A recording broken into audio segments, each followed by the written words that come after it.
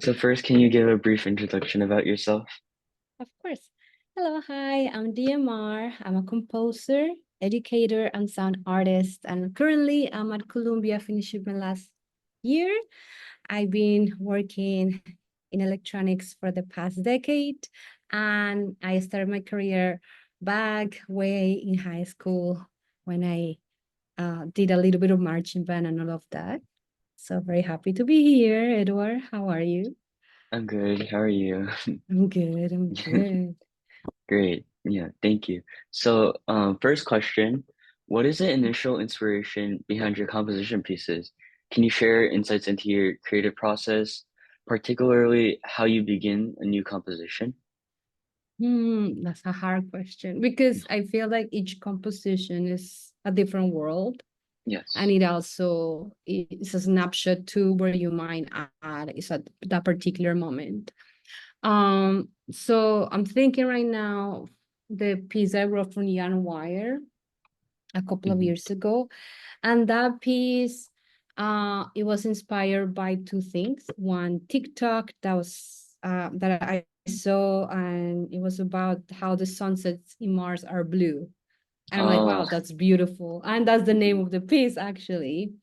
And I thought I wanted to make it more fun, and then Russell Greenberg, he's like, oh, have you listened to the sounds in Mars? I'm like, no, I haven't. And I went to the NASA page, and I'm like, oh, this is really cool. And the air of Mars and all of that. So I'm like, oh, I want to take this. And I started working like that as a basis.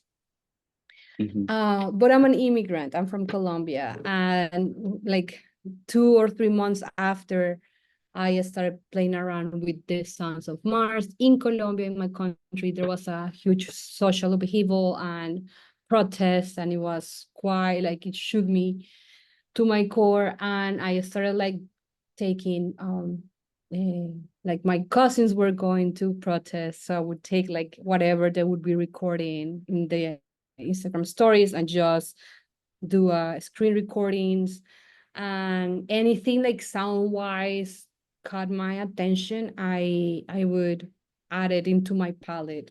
um so it's always um a work in progress. Like you think you're gonna do something, and then you end up doing something else as mhm, it develops. So it all depends on the piece, and it's very different. Very different my student pieces than mhm, the ones that I do now, which are a little bit more mature. And it's just, I mean, I also let it be fluid, and that resonates with me first. And I hope not to force the process because it is hard as it is to start from zero. So right. um, Mhm, let me guide me. yeah, Yeah. great. So how do you approach creating compositions that resonate across diverse global audiences while staying true to your artistic identity? Hmm. So that's a okay. So that's a very interesting question because I tend to be very inward. Like I think what is calling me and resonating with me in that moment, and that's what I respond to. So I don't know if people would resonate with them or the global audience. I don't know. Like there was a point in my career that I decided to do pieces for me, for like who would listen to my pieces, and maybe no one like me. And when I say like me, I would say immigrant, or especially from South America. So I'm like, I'm gonna take what I love, and what I love is rock en español, Mhm, and that was my first electroacoustic piece. Um, you'll see me return to the City of Fury, and it's for glissando fluid and live processing and fixed media. And I took this song by Soda Stereo, which is an Argentinian band, and I took one of the unplugged songs, which what is the name? En la Ciudad de la Furia, and I just sample it, and I just make it my mhm, own. And it's like I feel that when you start thinking about audio, I mean, it's fair, but I think that's each creator is different. If you want to focus on the audience, I'm thinking like this is some of the things that film composers go through, right? And no shade, because everyone is like, I don't know if if you have seen this, but there is this weird vibe between academic composers or film composers, and like, oh, you're a commercial, how dare Right. you, like the art and blah blah. And I Mhm. think that's silly, because it is very valid to think of the audiences and do things that please people. Like I love the soundtrack in Game of Thrones, for example. And I forgot the name of the composer, Ramin Djawadi. And there are like three moments that I mean, obviously the opening of the series, but there are like the end of season 6 and one of the moments in the third episode of season 8 that it really stick. Like sometimes I think of it randomly. So I feel when you're true to yourself, it's gonna resonate with somebody. It Mhm. doesn't matter that it's global. Right. Yeah. Are there any new directions or unexplored areas within music composition that you're excited to go into in your future projects? Yes. So right now I'm working on my dissertation, and my dissertation is an analysis of Mark Pollock's Interdictor. And he is an artist and theorist. He did his PhD at Harvard Music Composition, but this piece marks a turn on his career. Like he was a composer of ensembles, and he explored various topics within performance setting, what it means to be comfortable in a performance setting, what is a performance setting, what the relationship with the audience. So he, in one piece, Mo, I think this is 2016, he created this like gazebo, not gazebo, like, and the performers were inside and whatnot. So this piece is an opera slash sound installation, and it's the first time that he does something like this, or like the other Mhm. piece. Like piece that I mentioned is a combination of like a regular, what would you consider a regular piece, and and doing like Arduino stuff and whatnot. So and he now has moved on from that piece that I just mentioned to Mhm. AI, and he actually has a book which I'm gonna use for my dissertation, of course. It's called Mhm. Koremata.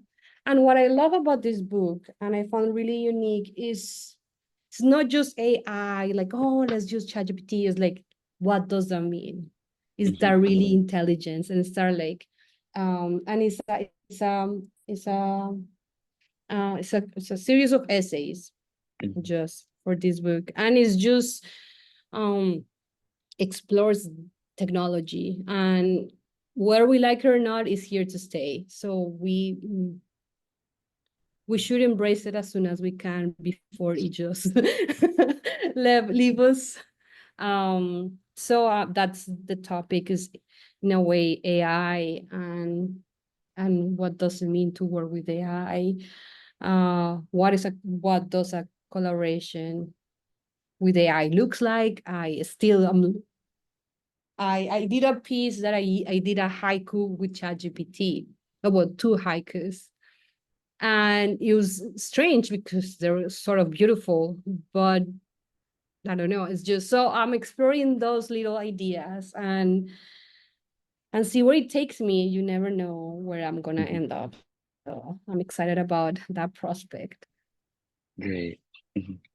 In your opinion, what are the biggest challenges faced by contemporary composers and performers within the classical music industry today? One would be AI, and that's why I am getting into it. Um, the second one is how, at least in the US, how the arts are funded. There are Mhm. two attached to institutions. You know, it's like when you start thinking, what are the big cities or what are the cities that have a cultural movement that uh, that that that that has a lot of people in it. So you think, of course, New York, then you think Chicago, and you start thinking why. And the other thing that you start thinking, okay, and then in the West Coast, it would be anything like UCSD, like San Diego, then it would be where Stanford is. And it asks, like, it brings questions. How is this, does this music can exist outside the institution? Mhm. How can it be part of a community? And I feel that the biggest challenge is building that community to make it happen. Right. And that's something that AI is not there yet. Right. When you're in high school or middle school and you're playing your trumpet, I used to play trumpet in high school, middle school. So um, that's where you connect with people. Mhm. That's how you develop skills of social, of collaboration, social skills. And it's just, I think, redefining how community looks like and how we can found a community um, that can gather lots of minds. And just like when I say lots of minds, it's just we're in a point that genre is doesn't exist. It's just I feel Right. like yes, you have like hip hop and you have pop and you have salsa, but then you have, I mean, um, you have these big artists like Mhm. Bad Bunny Yeah. and Beyonce, who you cannot tell is one genre. It's like you cannot say it's R&B or reggaeton. You know, like when Right. in two summers ago, last summer, that Un Verano Sin Ti, which is an album by Bad Bunny, Mhm. he's doing bossa nova, he's doing reggaeton, he's doing merengue. So artists right now cannot be stuck to one genre. Like you cannot be a one genre person because that Yes. we're not there. Yeah. So it's really fun, like being open, because yes, I mean, if we redefine what is community and Mhm. we know how to fund it and we build it in a way that it doesn't need an institution to validate its existence, that's when where magic happens. And that's the biggest challenge, right? Because Yep. we have to eat. So how do we create those spaces? The other thing is that some institutions really, really need donors. And the Mhm. donors are the ones who are going to say, oh, we love Beethoven, so let's play Eroica for the 10th time this decade. And it's not like I hate Beethoven. I love Beethoven, and that's one of my favorite symphonies. Mhm. But what about the people who are here now? Right. And the truth is that we are living in the democratization of music making. You have tools right now in which you can write a prompt and you're going to get 30 seconds or 1 minute of music from the computer, Mhm.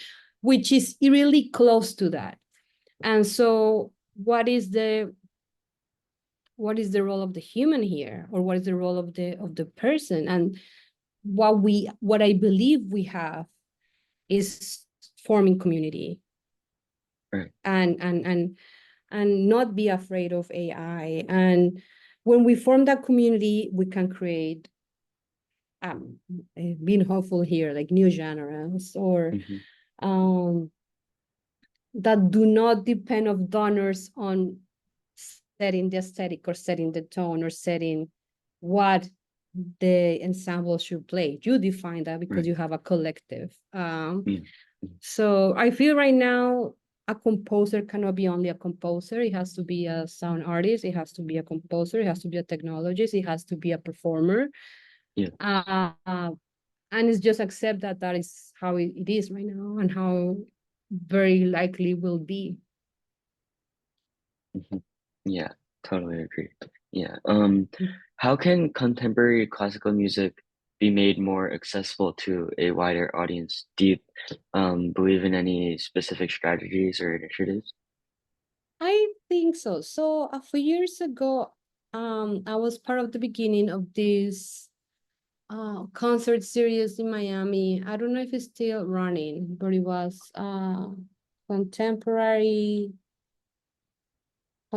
music novae. I Hmm. think I might be messing up, but one of the most successful, and they used to have their concerts in the Coral Gables Museum. And what it was very Oh, mhm. successful is that before a piece was played, they had a discussion Oh, and explain, listen to this, and make it a little more didactic. So people who are not within the scene would start listening things that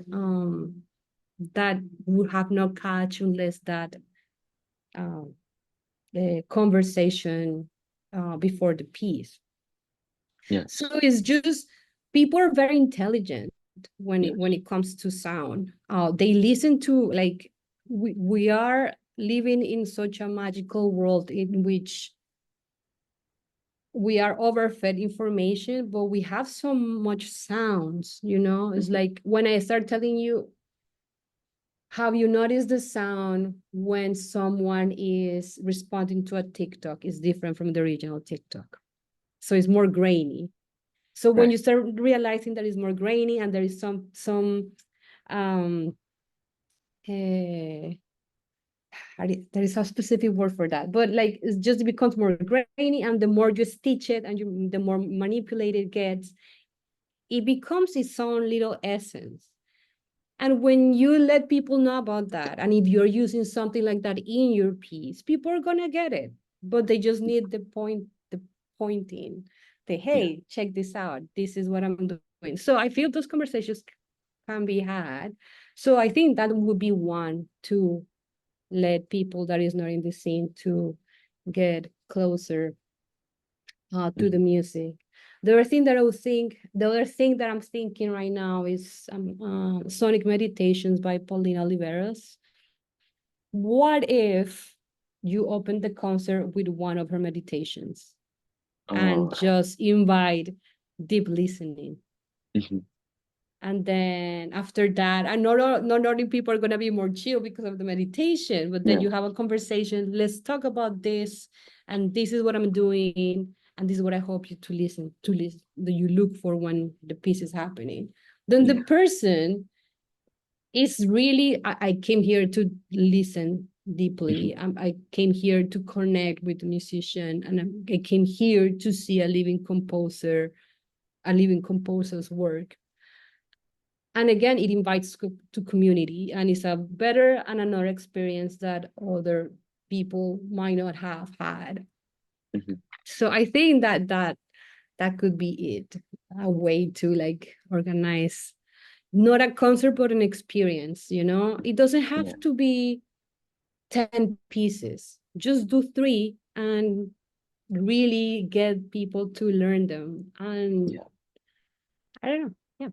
mhm. Yeah, that sounds very interesting. Yeah. Yeah. Mhm. What's your vision for the future of music composition with AI technology or any kind of technology? Like, what are the pros and cons?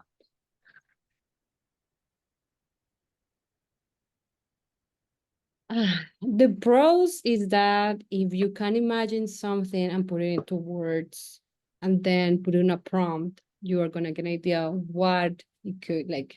This is one of the possibilities. With that said, it's just in my limited imagination. Mhm, But that could be one way to put it. But also, if we're going back to the idea of the democratization of music, we have had GarageBand for a while. Like GarageBand, every time if anyone buys a Mac or anyone, or even in Windows, you have access to Reaper, which is um an accessible Studio FL, what was before known as mhm. Fruity Loops. So that everyone can just go in, put a sample and play with it and see what they can do, right? Yeah, right. So technology's always been there alongside music making, and it just gonna change the way that, I mean, the thing, I don't know. So this is the hard part for me, because I feel now art is not just visual, it's not just sound, it's not Yes. just poetry. It Right. is like, I feel like the where we're going towards is just interdisciplinary art. Like what we call art is gonna be interdisciplinary, and we see it in film. Film itself is an art, but right now how music is about setting a vibe. Like if you see a lot of, and also if you see how songs are made, like for like 10 years ago you have 3 to 5 minute pieces or Mhm. songs, and now it's 2 to 3 minutes. And it's why, Right. because they're curating it to social media, which is gives you the soundbite. And then some people are like, hey, can you please uh, release the full thing? And then people get into it and add it. And that has its pros and its cons. The con could be is that people do not know long forms. Mhm. Um, but is that a problem? Like, either you angle it as a problem, or you angle it as a solution. Mhm. Um, and like it depends of the artist. Like for me, electroacoustic, I just electronics, and you me setting with Ableton and just editing uh, sounds, or just editing recordings, and Mhm. in itself has just freed me so much from the score. Right, that's the other thing, is just when you see other people producing in digital audio workstations, the question is, do we need notated music? It's just is notating music going to disappear? How we're gonna preserve this? Is classical music just museum music? And it's not Right. that there's nothing wrong with that. It's just every time there is something new, it's gonna reframe the old in a different way. So it's gonna what is doing right now, Mhm. and what AI is asking right now is, why, like how, what is the role of the artist in society if it could be done by a computer? Right. But it also, you see a lot of people creating like beautiful images by prompts, and Yeah. like I mean, you see a lot of crazy stuff. Like a lot of people are really into like Harry Potter Snape kind of snippets, and they create Mhm. their own little video of it, and it's Yeah. just, and it's creepy but Yeah. interesting how, like, Right. now it's a way of creating collectively. Like I feel that as soon as an artist puts something out, be it uh um a piece of music, be it a novel, be it an anime, be it a film, people start just creating fanfics. Like this is the Yes. most basic thing. Like people start interacting, and you see Reddit forums just like, oh, it should have been like this, but they didn't. Like now, Yeah. like when with the artists that are alive, Right. they have, like, you see how the whole thing with, I'm sorry if I'm talking a lot about Game of Thrones, it's just I love the books, Mhm. but the author is supposed to release 2 books, Mhm. and he couldn't during the series, and the series suffered, and it had really bad reception for the last 2 seasons, 7 and 8. Yeah. And it's because the source material wasn't any. Mhm. But it's how entitled audience feel right now to authors or to Right. artists, and Right. that's another cause of friction. Like, why I'm gonna do all this work if all of these people are not gonna get what I'm trying to say or what I'm Right. trying to do, and they're gonna create their own versions of it. And Hmm. and there is a whole, like, it's crazy. Like, I also love Attack on Titan, and it's Hmm. just people, like, the whole thing with ships, and like people are into the Levi and Hanji, like one of two characters. Oh yes, they are Yeah. something. No, no, no, but it's just actually these two other characters, and it's Right. just fascinating because it's Yeah. just people projecting themselves into the creation. Hmm. So it's uh I don't know, it's just it feels so sparse and beautiful and scary and interesting, and let's see where it goes. It's just, I Yeah. think we have still a few years in which the human has a lot of more agency, and these are the Right. times that we need to just grab it, learn the most as we can, and try to Right. grow with it. Hmm. So yeah. Yeah. A lot of music students don't know how to start or how to understand modern classical music. Do you have any tips for them? I would say, like, when you, what ages? Because it all depends the ages, I think. Hmm. I guess just around, or it could be like just college students or high school students around that age. Hmm.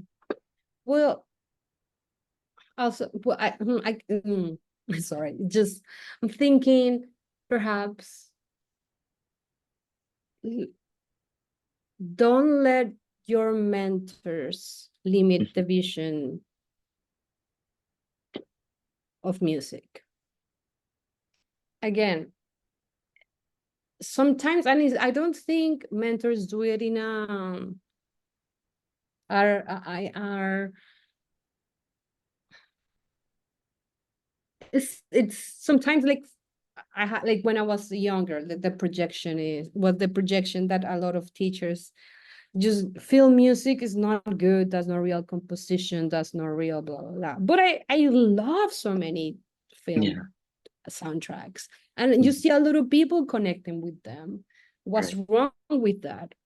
You know, why, like, be curious, like, when someone is trying to, and this is not only a mentor but a friend, if someone is trying to limit you, ask why and be curious about it, like, Hmm. especially if is not resonating with you. um and also don't let be curious and learn all the paths, the possible paths, and Hmm. do not create hierarchies, because all of them are valid, you know. Right. There are some people who are going to go the whole the academic trajectory, is going to do master's, doctorate, and teaching. Some other people can do that and then diverge and do something completely different and create another relationship with music, and that's also okay. Hmm. um a lot of people suffer burnout after masters and literally quit music. Again, why is that?